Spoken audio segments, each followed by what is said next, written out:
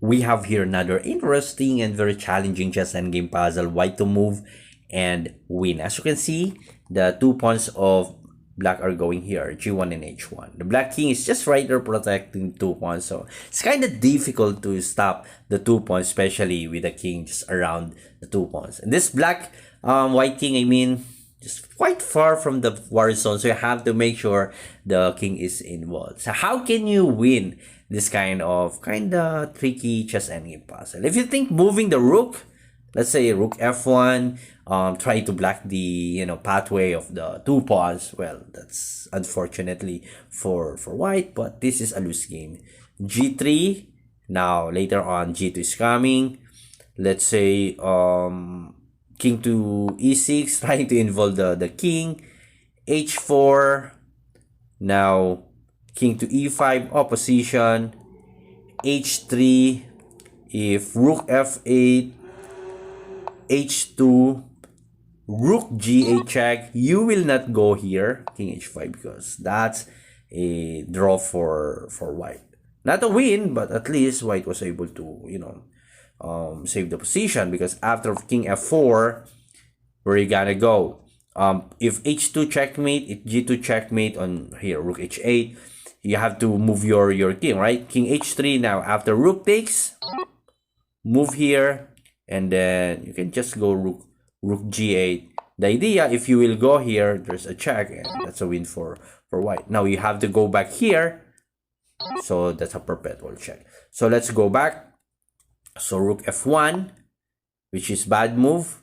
g3, king to e6, and then h4, king to e5, h3, rook f, h2. If check here, you will not go to king h4. Instead, king to h6, because after, let's say, of course, rook takes, and then h1 queen. If rook will not capture, let's go check. Now king to g7.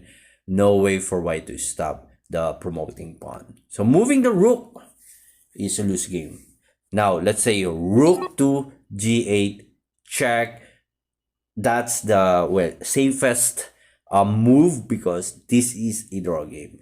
If, for example, king f5, now you can just go yes, of course, immediately here, king g3, g3, rook takes h5 check. If king g4, then you can just rook h1, then just stop this one. Or let's do our best to not to draw this one. So after of rook g8 check, king to f4, rook f8, king to e3, now rook e8, let's say king f2.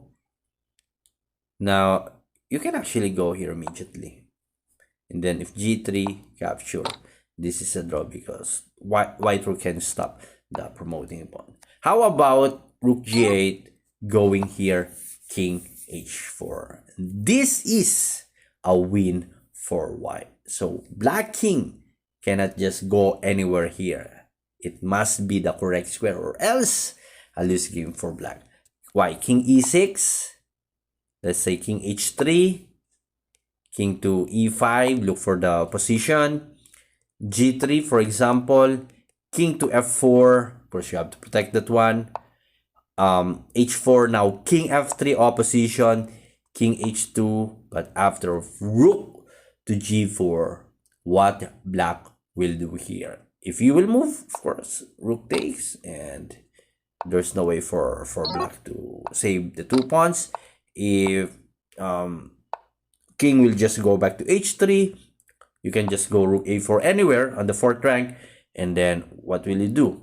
g2, then rook will just go back to g4, and 2 pawns will now in danger here. If you will go for, of course, if g1, rook will capture. If king to h2, you can just actually rook takes g2, and if king h3, then rook g4 again, going back and capture.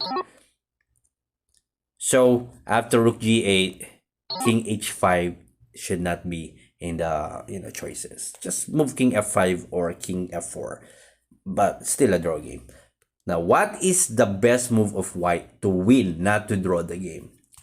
King to e6. Go for the opposition. Now, this king cannot go in any of the f square because of the king and the rook. Three options here. King to h5, which we have seen here. King h4, that this is a loose game because of the king f5.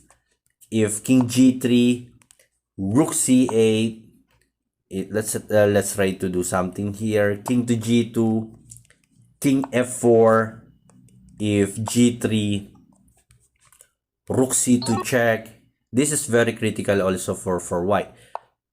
King h3. You will not go here because that's a draw game. After h4, let's say rook a3, king h2, then rook a1, g2, rook b1.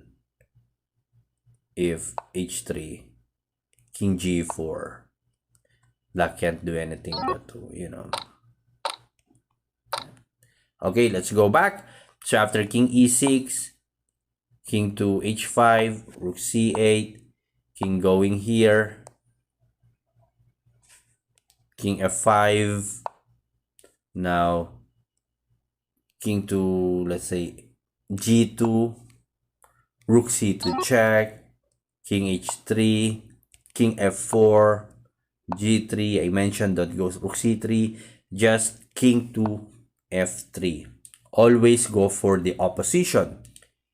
If h4, rook c4, this is the same idea we had earlier, g2 and the rook g4 thing.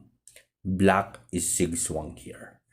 How about let's not move the h4. If king h4, of course this is a easy win because after rook b2, if move here down, rook b8, you have to timing, king, then rook g8.